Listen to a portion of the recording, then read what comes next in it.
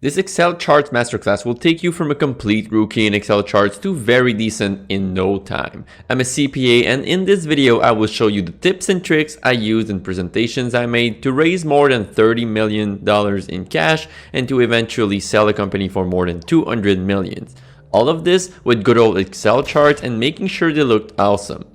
This will be a series video and will be broken in very short tips so you can skip ahead using the timestamps. Click anywhere inside the data below from cell B12 to C16, and they're asking me to press Alt F1. Here we go. Pretty easy. It just makes a chart. So the other alternative that we could have had here is just select your data, click on Insert at the very top, and then click on any type of the charts here. Number 2, which is select specific columns before creating a chart.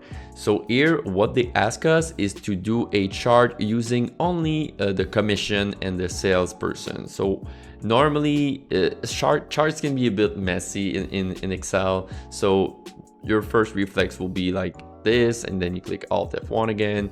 But what they tell you here is to select only the salesperson and then hit Control on your keyboard and just hold it down, and then go select the commission D12 to D16, Alt F1, and here you go.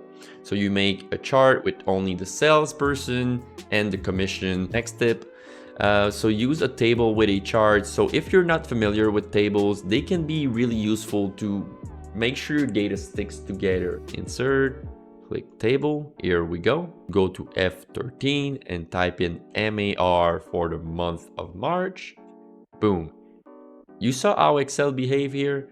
Like, so if you're not used to table, Excel, what it did, it just added like another layer to your data set.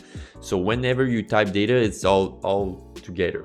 And see how your charts, if I hit Control Z to go back, which is the undo shortcut, see how on the chart here, the March isn't here, but when you convert to table, it is. Let's type a number. Like Kelly is really on fire. She sold like crazy. She did 1,500.